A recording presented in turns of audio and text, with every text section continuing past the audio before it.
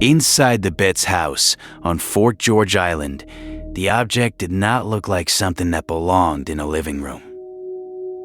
It was too heavy to be a toy, too polished to be a rock, and too cleanly shaped to be ordinary junk. The metal globe sat there like a piece of hardware taken out of its system. It was a smooth steel ball about the size of a bowling ball. There was no obvious opening, no handle, no wires, no label, and almost no clue to explain why it had been lying in the burned grass outside the family property. Then Terry Betz played his guitar. According to the story that would soon move through newspapers and UFO circles, the sphere seemed to answer. It did not speak. It did not flash. It did not rise from the floor. It gave back something stranger because it was quieter. A vibration, an answer, a sense that the hollow metal ball had heard the music and was carrying the sound inside itself. The family tried to make sense of it the way people make sense of impossible things in their own homes. They placed it on furniture. They watched it on the floor. They tested it, turned it, listened to it, and waited for the moment when an ordinary explanation would finally step forward. But the object kept giving them moments that felt just beyond ordinary. One account had the ball rolling toward the edge of a table, slowing before the drop, and turning away as if it knew the edge was there.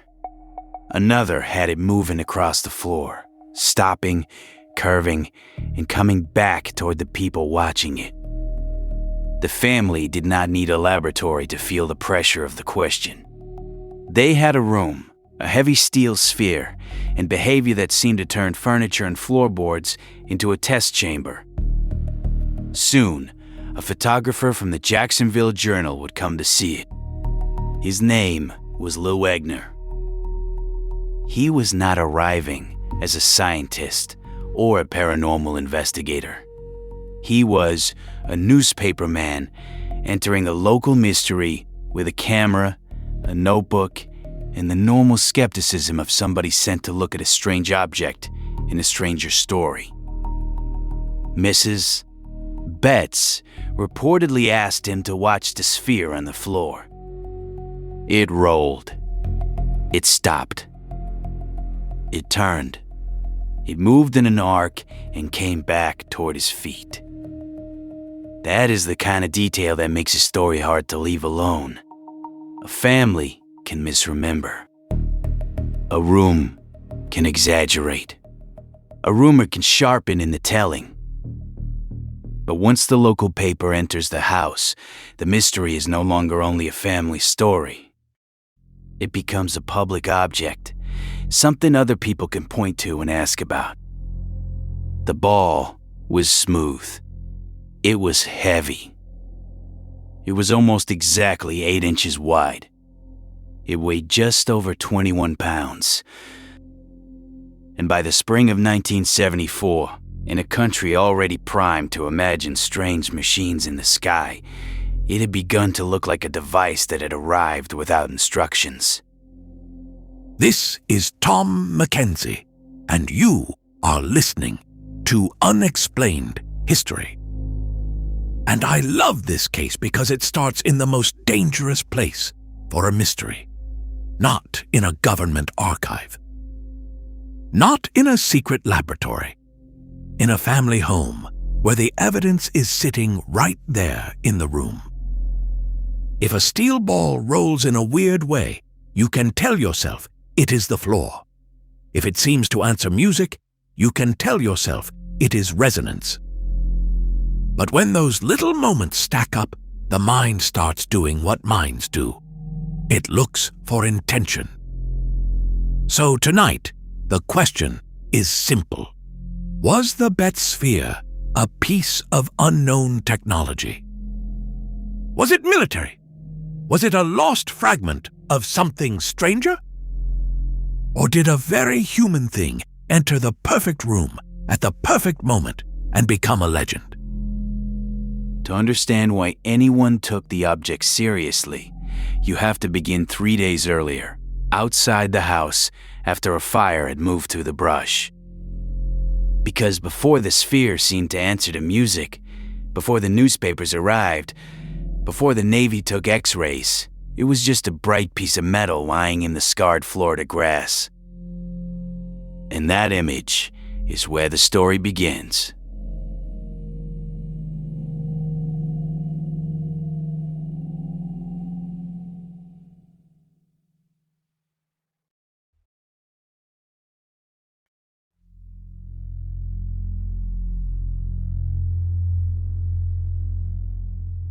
Fort George Island sits near Jacksonville, in the wet green edge of northeast Florida, where water, marsh, trees, and old roads fold into one another.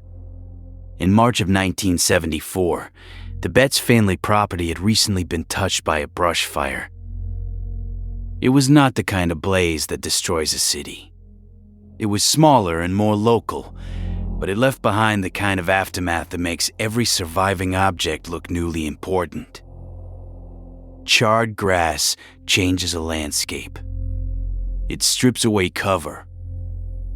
It exposes things that might have been hidden under leaves, sand, vines, or years of ordinary neglect. After a fire, a field can feel searched by something larger than a person. What remains seems chosen.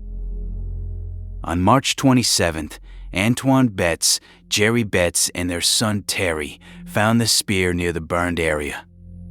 At first, it did not arrive with any grand explanation. It was a metal ball in a place where a metal ball did not belong. Some versions of the early story say the family wondered whether it could be an old cannonball. That was not a foolish first thought. The area had history, and heavy metal things have a way of surviving long after the people who use them are gone. But the sphere did not quite fit the romance of an old battlefield relic. It was too smooth. It did not look ancient in the way a corroded weapon looks ancient. It looked manufactured, almost modern, as if it had escaped from a machine whose purpose had not yet been named. The family brought it home. That decision matters. Many mysteries become famous because somebody refuses to leave the object where it was found. A strange thing in a field is an anecdote. A strange thing carried into a house becomes part of daily life. It sits near furniture. People touch it. Children or guests ask about it. The object is no longer an isolated find. It becomes a guest. The Betz sphere had a physical presence that made it difficult to ignore. A person could lift it, but not casually.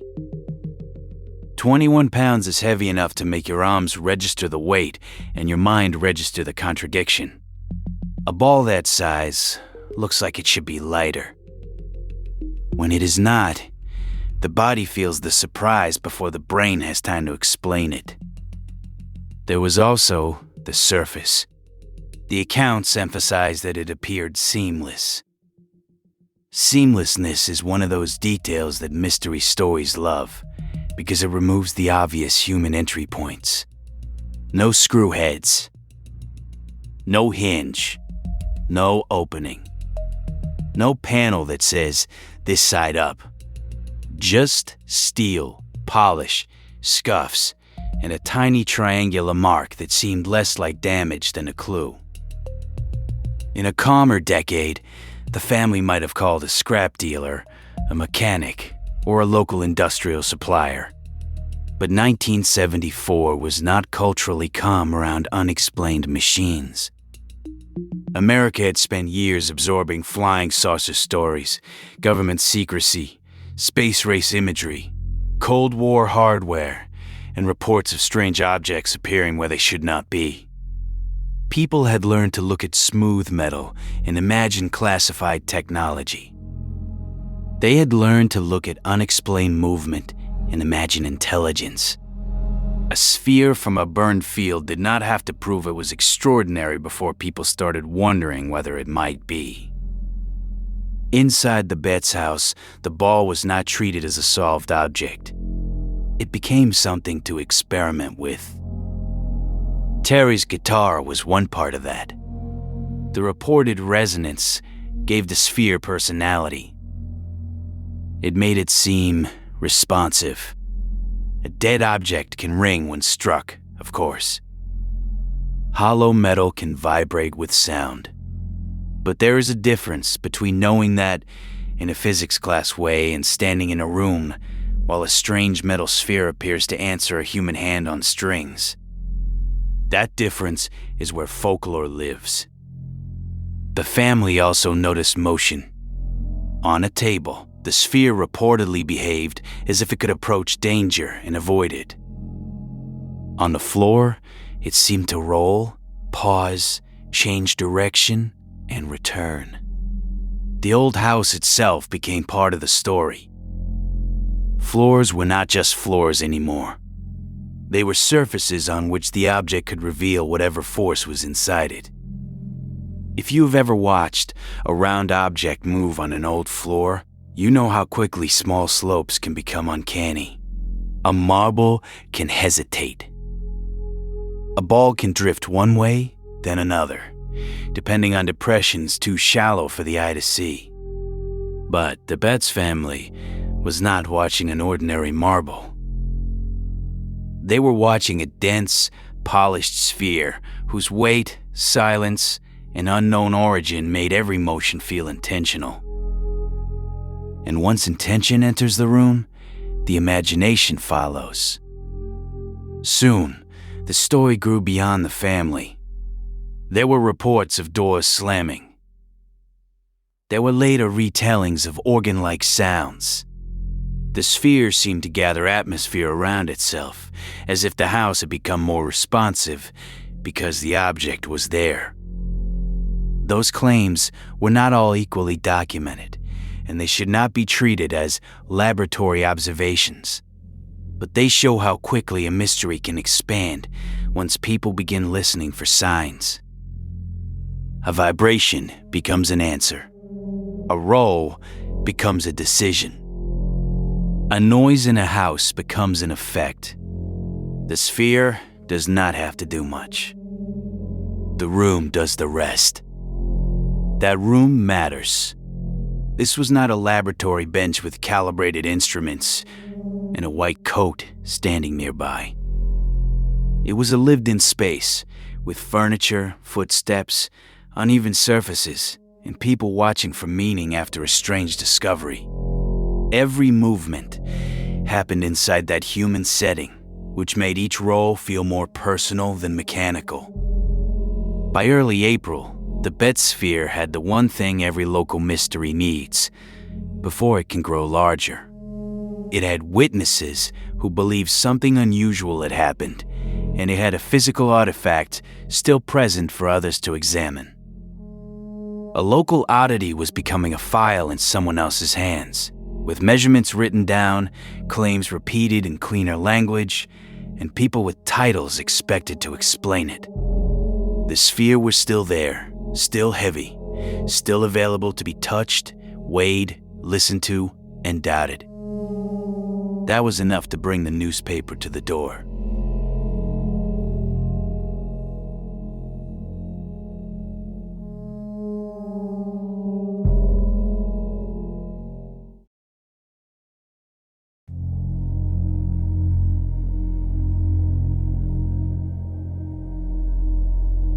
Here is where I think the case gets interesting. The sphere was not just a rumor. It was not only a light in the sky that vanished before anyone could measure it. People could hold this thing. They could put it on the floor. They could weigh it, shake it, photograph it, and argue over it in daylight. That makes it feel stronger than a normal paranormal story. But it also creates a trap, because once an object is real, people can start attaching unreal expectations to it. When Lou Egner entered the Betz home for the Jacksonville Journal, he was walking into a story that already had the structure of a good mystery. There was a strange object. There was a recent fire. There were family claims. There was a house where the spear seemed to behave differently than metal should behave. The photographer's reported observation became one of the case's most important public details. Mrs. Betz set the sphere on the floor and asked him to watch. The ball rolled away, stopped, turned, and moved back toward him. That observation did not prove intelligence. It did something more powerful for a newspaper story. It gave readers a scene. You can picture Egner standing there, maybe trying to keep his professional distance, maybe leaning forward despite himself as the object moves. A strange ball in a photograph is one thing. A strange ball that appears to perform for the photographer is another. The test conditions were simple. No wires. No remote controls. No visible mechanism. A floor, a ball, and people watching. In the family version, the sphere seemed to have preferences. It could roll toward an edge and avoid falling. It could move in curves. It could return. The language around it slowly became less mechanical and more animal. It did not merely roll. It answered. It did not merely stop. The motion felt less like rolling and more like choice. This is one of the oldest transformations in unexplained history. A thing moves, and because the movement is not immediately understood, the movement becomes behavior. Behavior implies intention. Intention implies a mind or a program. Suddenly, the sphere is no longer a sphere. It is a visitor. The Betz home gave the story intimacy. UFO accounts often happen at a distance, high in the sky or across a dark field. The Betz sphere was close enough to touch. It could sit in a family room. It could be carried. It could be placed in a car. It could become part of the domestic world, which is why the reported household effects mattered so much. A door slamming in an old house is usually only a door slamming in an old house. But after a mysterious sphere begins to move in ways people cannot explain, a door slam changes category. It becomes part of the object's field of meaning. So does a vibration. So does a strange sound. So does a rattle inside the ball when somebody shakes it. The story also benefited from restraint at first. The object was not said to melt walls or send messages in human language. It did small things. It rolled oddly. It vibrated. It seemed aware of surfaces. Those are the kinds of claims that can sit near simple physics without being swallowed by it, and that borderland is exactly where a case can become contagious. People could imagine testing it themselves. They could imagine placing it on their own table and watching it choose a direction. They could imagine playing a guitar chord and hearing the metal answer. The mystery was not cosmic in scale yet. It was domestic, repeatable, almost available. The Betzes did what many families would do if a strange, possibly valuable, possibly dangerous object appeared on their property. They tried to find out whether it belonged to somebody with authority. Jerry Betz contacted the nearby U.S. Navy base. That move changed the story again. Once a military facility enters the chain, even for a mundane check, the atmosphere thickens. The question is no longer only, what is this object? It becomes, does the government know what this object is? Is it theirs? Did it fall from a plane, a rocket, a test range, a classified project, or some piece of equipment nobody wants to discuss? The Navy did not have to say anything dramatic for the public imagination to wake up. The simple act of examination gave the sphere a technical aura. The ball went from living room curiosity to examined object. It could now be X-rayed, measured, weighed, and compared against known materials. Its mystery was about to enter the language of metallurgy and dimensions. But the emotional energy of the case still came from the house. The sphere had already performed, at least in the minds of those who watched it. It had already turned a family floor into a stage. And when the Navy looked inside, the question became sharper. If the sphere was only metal, why did it seem alive?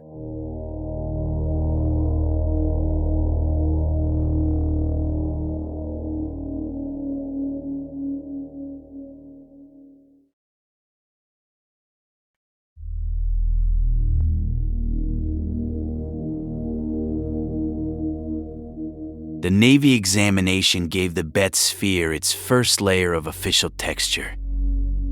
The object was measured at almost exactly 8 inches in diameter. Its weight was reported at a little over 21 pounds. It was hollow, with a stainless steel shell roughly half an inch thick. The alloy was high grade, but not impossible, the kind of stainless steel that belonged to industry rather than outer space. That was already a strange balance. The sphere was not a crude scrap object. It was manufactured with enough precision to impress ordinary observers. But the measurements did not require alien materials, unknown elements, or physics that could not be named. The Navy reportedly determined that it was not Navy property and returned it to the family. For believers, that could be heard 2 ways. On the surface, it sounded disappointing. The nearby military base was not claiming it. But mystery often feeds on negative answers. If it was not theirs, then whose was it? If the Navy could not identify it as its own equipment, did that make it more suspicious?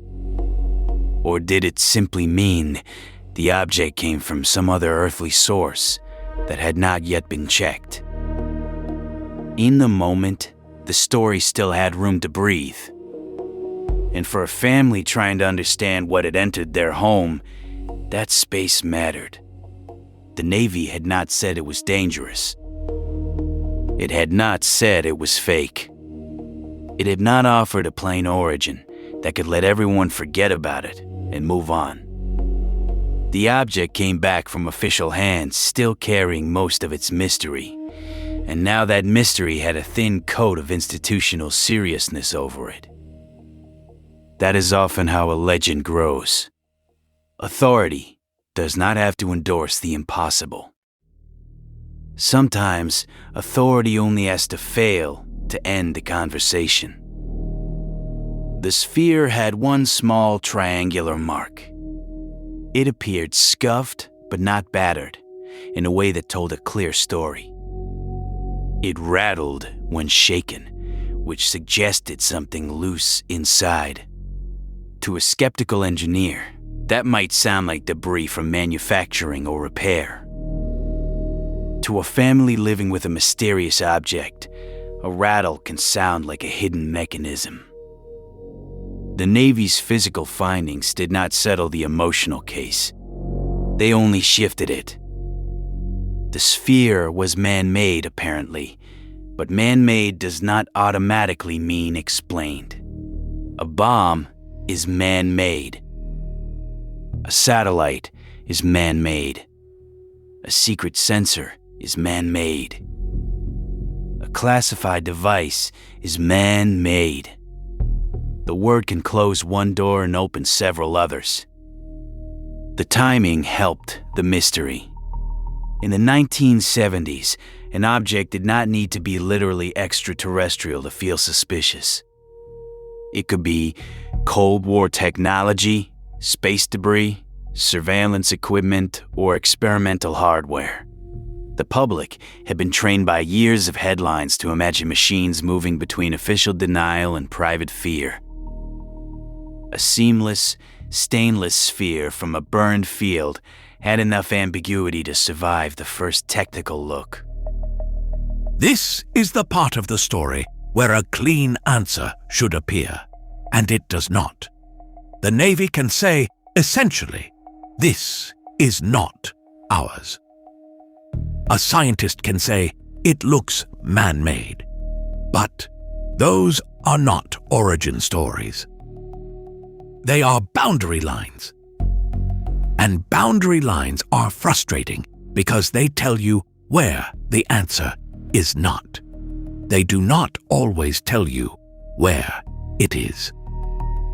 After the Navy's look, the Betz sphere moved deeper into the world of public curiosity. The object had physical numbers now. Nearly 8 inches, just over 21 pounds. Hollow stainless steel. A rattle inside. One tiny mark. Those details did not weaken the legend at first. They made it easier to repeat. A mystery with measurements travels better than a mystery with only adjectives.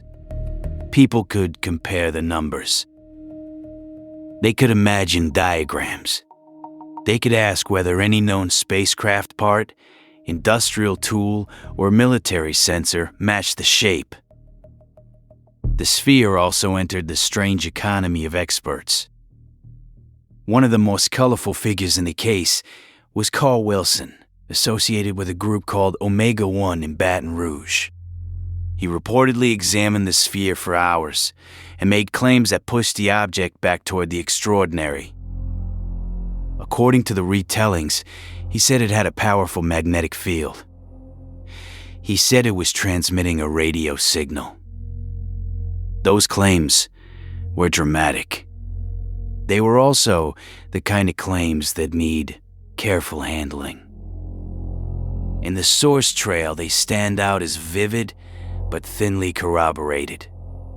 They gave the sphere a science fiction pulse, but they were not reproduced as stable findings by the Navy or by the more cautious scientific observers who later saw the object.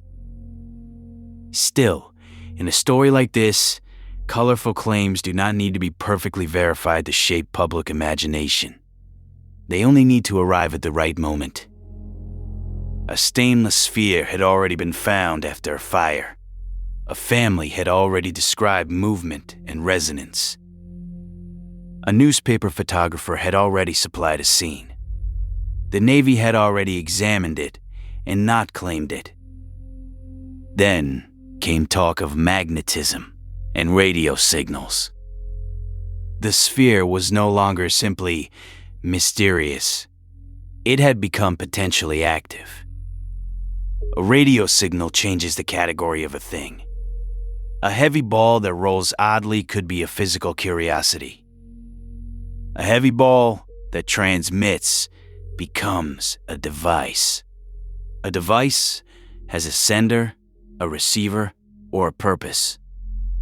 Even if the claim remains uncertain, the possibility gives the story a new spine.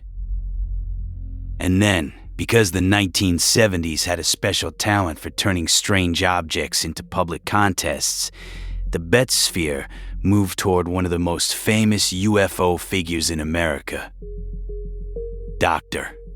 J. Allen Hynek had spent years associated with the Air Force's UFO investigations and had become a public face for serious inquiry into unexplained aerial reports. He was not a carnival barker.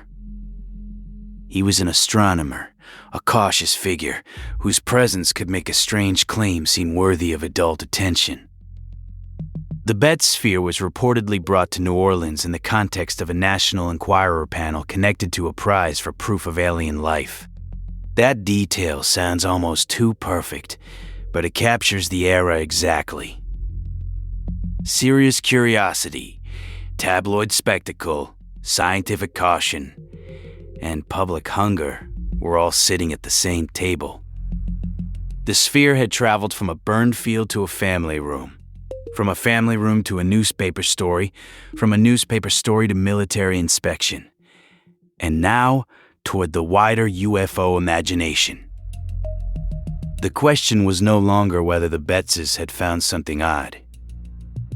The question was whether anybody with credentials would call it something more.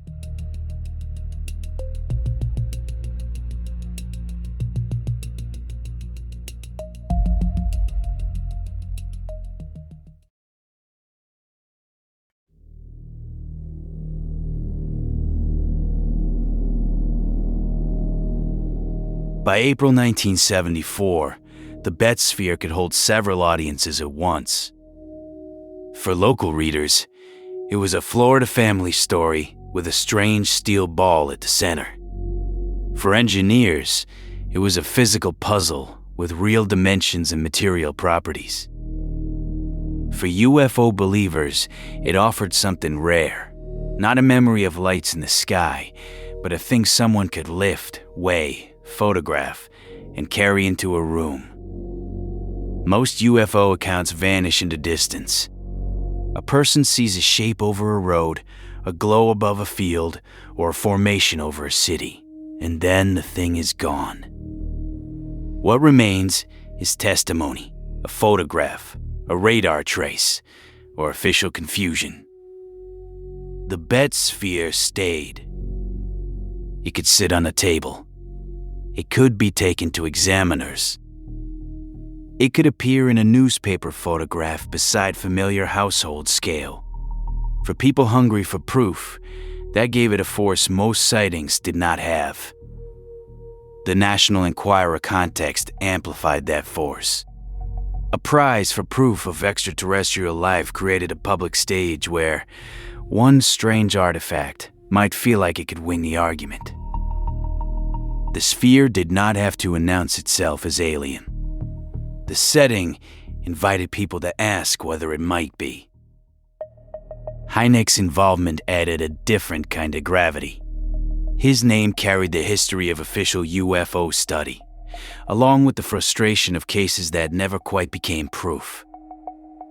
When someone like Hynek looked at a claim, audiences did not expect easy belief. They expected careful attention.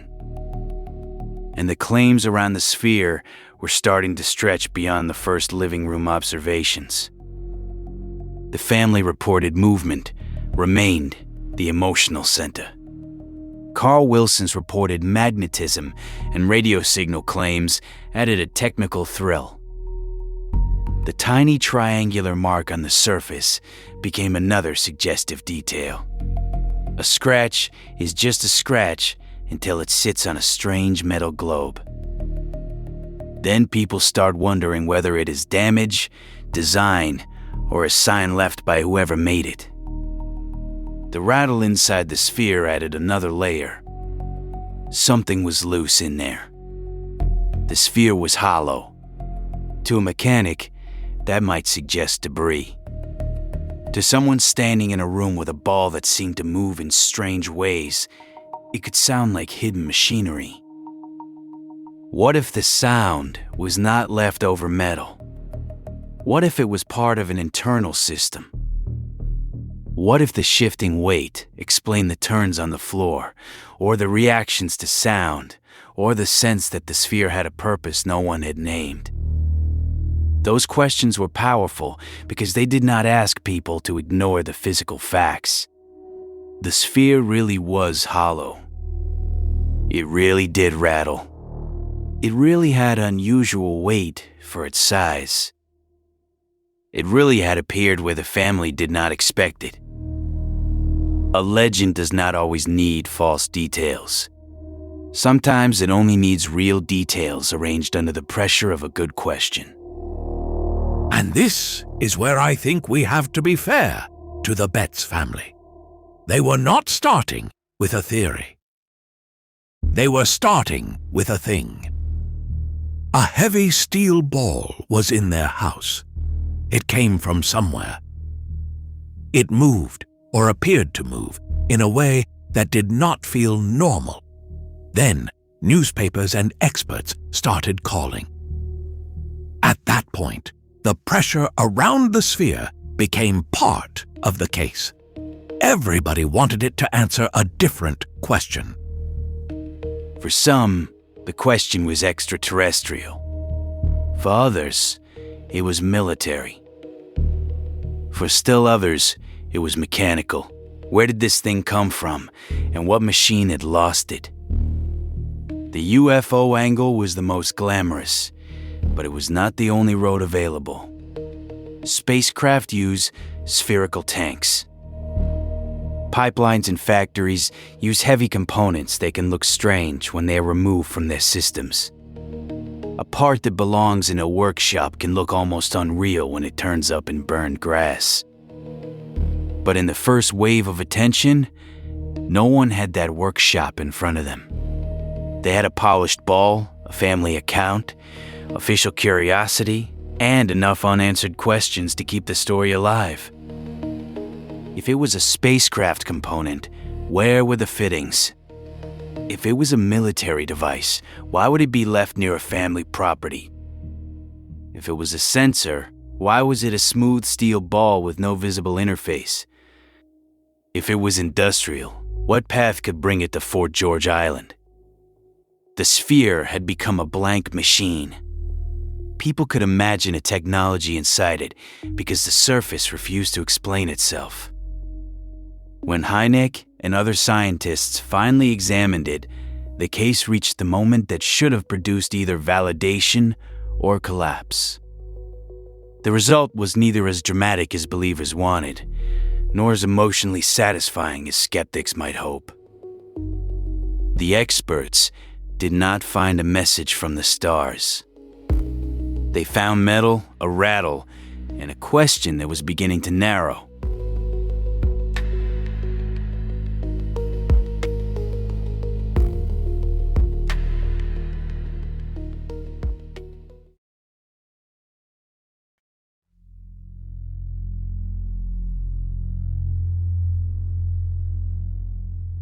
The turning point in the Betz sphere story does not arrive as one cinematic revelation.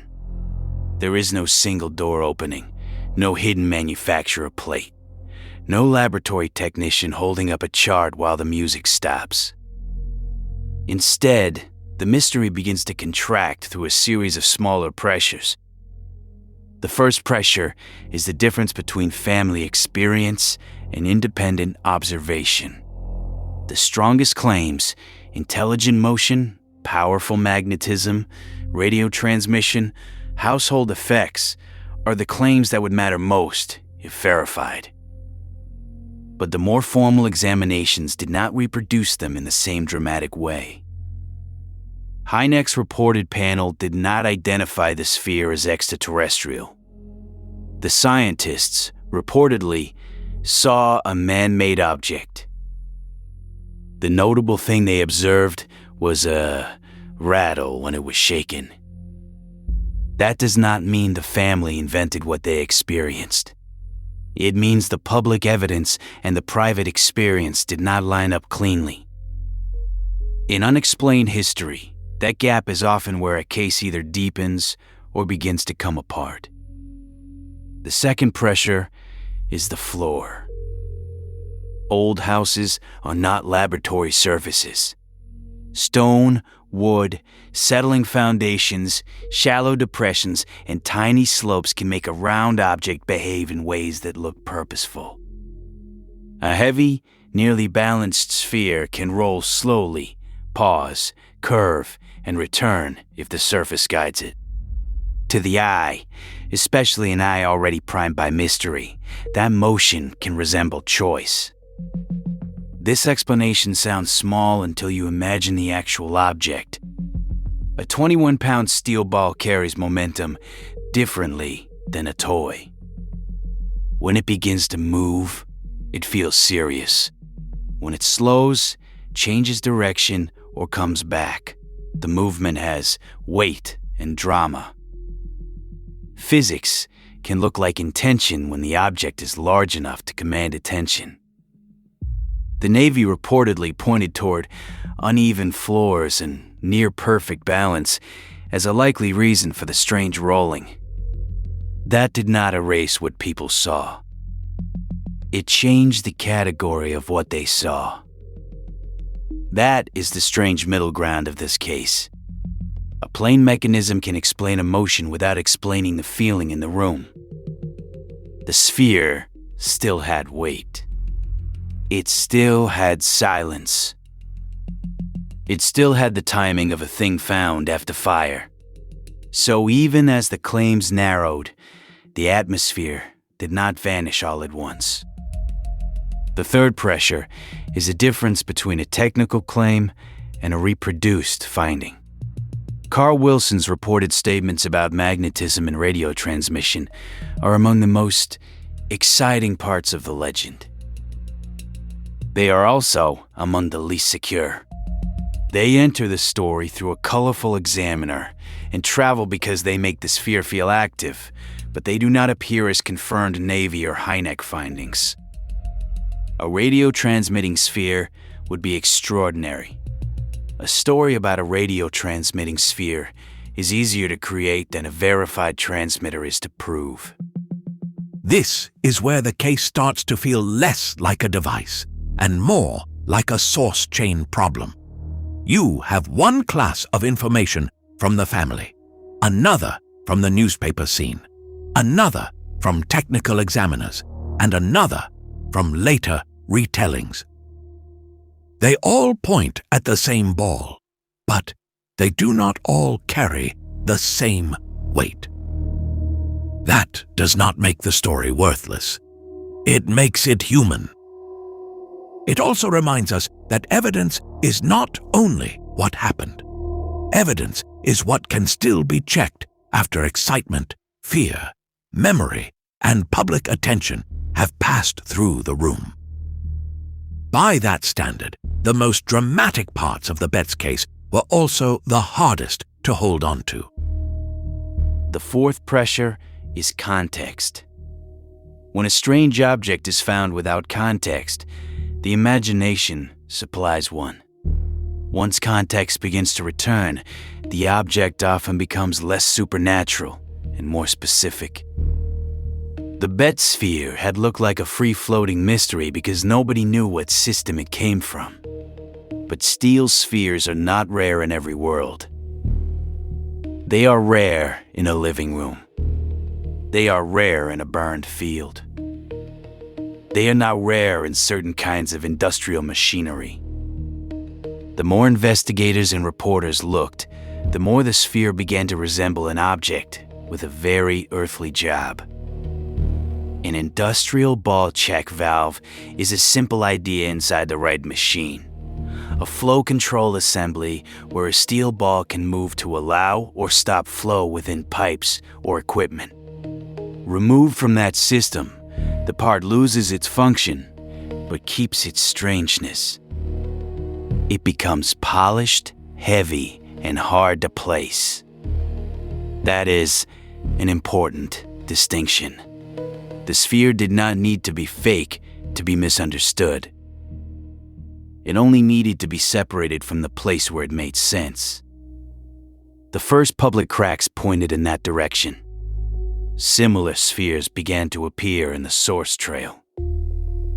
People who knew industrial equipment recognized the object not as a probe, but as a component. The measurements that sounded mysterious to the public sounded familiar to people who had seen large industrial balls before. The Betz sphere was nearly 8 inches across and a little over 21 pounds.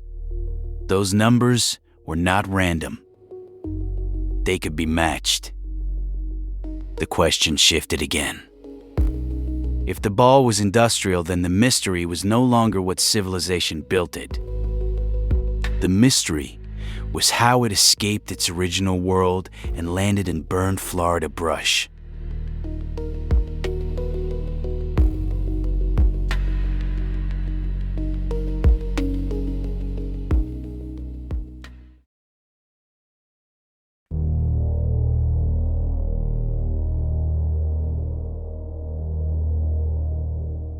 One of the most revealing moments in the Betz sphere story comes from a second sphere. According to contemporary reporting later cited in skeptical summaries, a woman named Lottie Robinson recognized a similar object after seeing the published photographs. Her sphere had a known explanation. Technicians connected to the saint. Regis Company paper mill identified it as a ball from a large industrial flow control assembly, part of equipment that had been scrapped years earlier. This is the kind of clue that lacks drama at first, because it does not glow. It does not hum. It does not produce a radio signal, but it does something more useful. It gives the mysterious object a family. A single strange sphere is a mystery. A second similar sphere with an industrial explanation is a pattern. Then came another comparison. Robert Edwards, president of a Jacksonville equipment supply company, reportedly showed a new stainless steel ball to a reporter. It was 8 inches wide and just over 21 pounds. It matched the Betz sphere closely enough that the strange object began to look like a standard industrial part removed from its catalog. Think about how quietly devastating that is. The numbers that made the Betz sphere sound uncanny.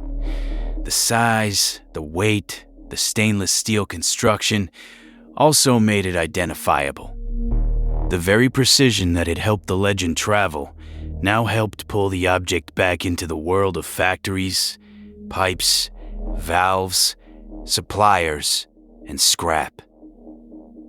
The steel was not impossible. Stainless steel used in industrial and aircraft-related applications could be strong, polished, and corrosion-resistant.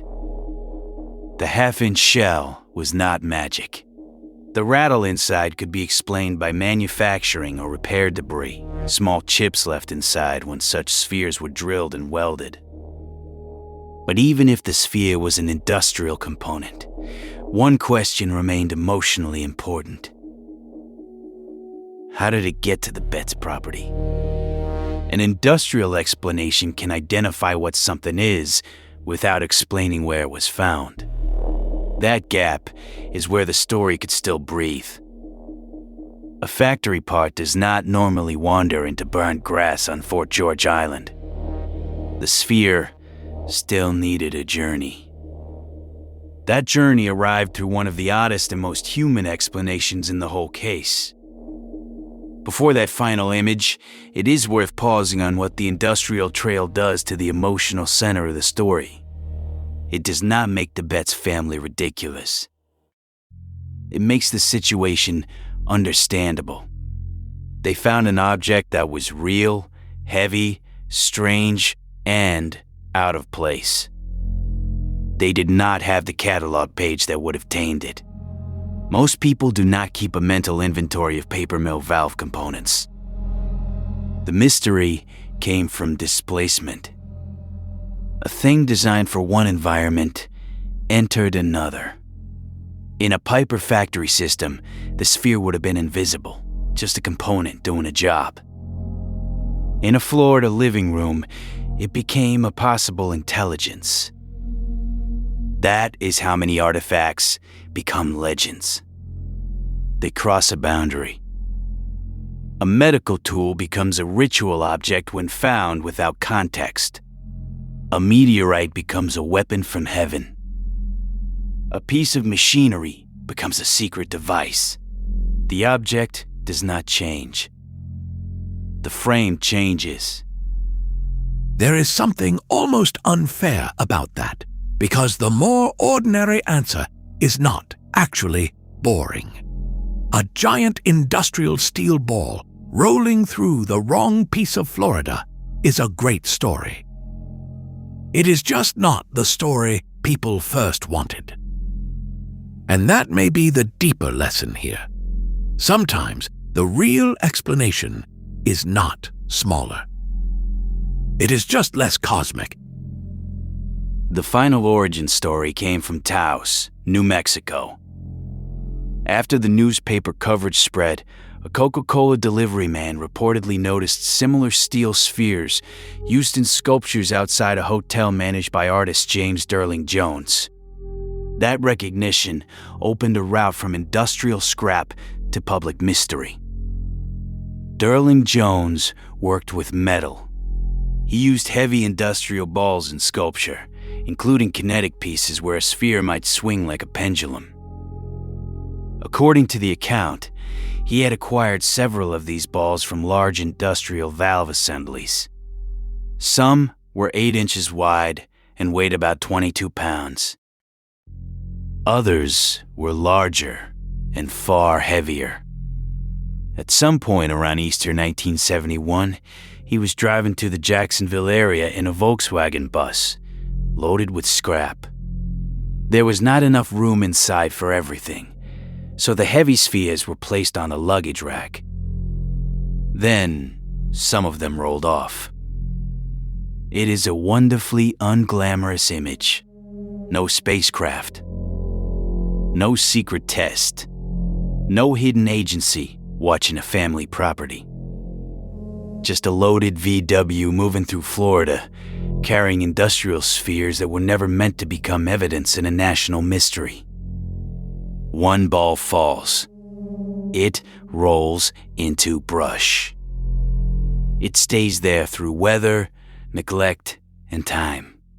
3 years later, a fire burns away the cover, and a family finds it shining in the grass. That account is not a laboratory chain of custody. It is a plausible origin story built from recognition, matching objects, industrial use, geography, and timing. It does not prove every inch of the sphere's path. It gives the mystery the one thing it had been missing from the beginning: a world it came from.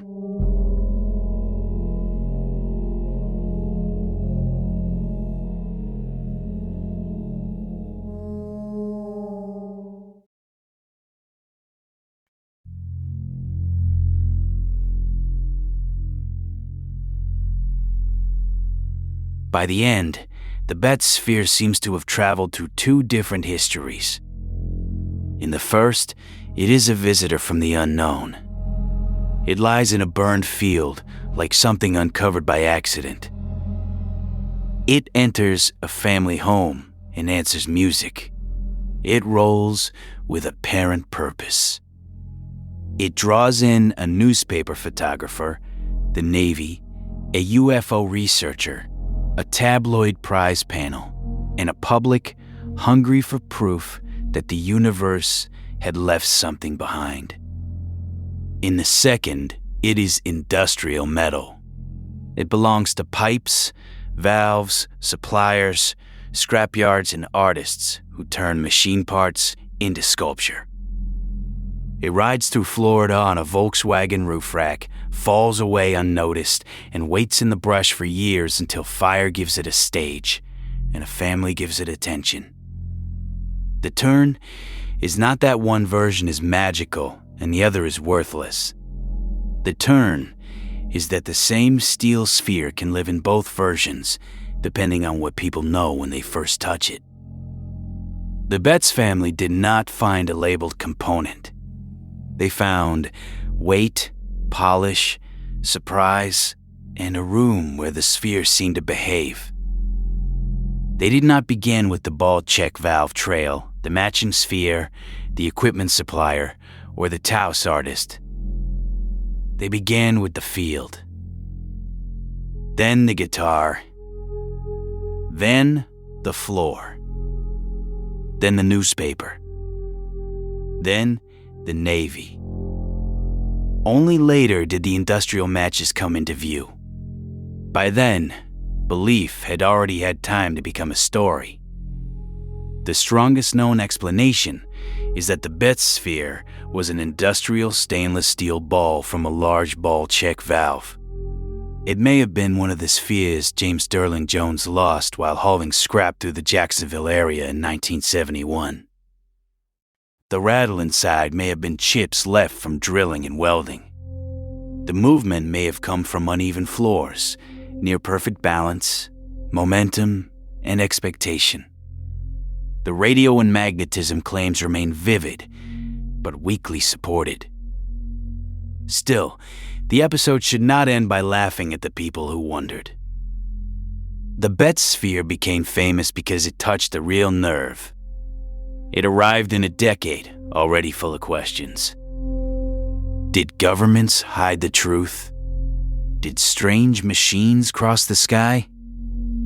And might proof one day be found, not in a telescope image, but in something a person could set on a table? That longing is human. People want the universe to answer back.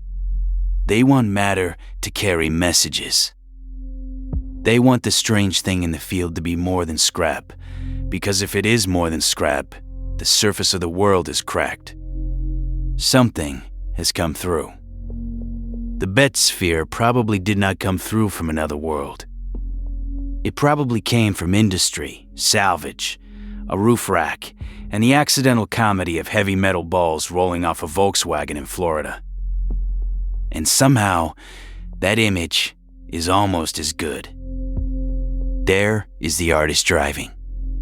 The bus is loaded awkwardly. The road hums beneath the tires. The roof rack carries more weight than it should. Then comes the moment nobody notices. One steel sphere shifting, slipping, dropping, and rolling away into brush. There is no music yet, no living room, no newspaper photographer, no UFO prize, no Navy X-ray. There is only a manufactured thing leaving its known life, lying outside the story it once belonged to. For 3 years, it waits without being mysterious to anyone. Then, fire clears the grass. A family picks it up. A room gives it a floor. A guitar gives it a voice. And for a little while, a ball from the industrial world becomes something else entirely. A polished steel mirror for the oldest question in every unexplained story. Is the universe doing something strange, or are we? The Betz sphere is one of those cases where the likely answer does not kill the story for me. It changes what the story is about. Maybe it was not alien. Maybe it was not a secret device. Maybe it was a misplaced industrial ball with a very weird journey. But that still leaves us with something worth remembering. A machine part in a factory disappears into its job. The same part in a burned field can look like a signal. Carry it into a family home. Let it roll across an uneven floor in the middle of UFO fever. And suddenly, people can see the stars in stainless steel. I'm Tom Mackenzie. This has been Unexplained History. And tonight, if something near you starts to look impossible, maybe ask one more question before you decide what world it came from.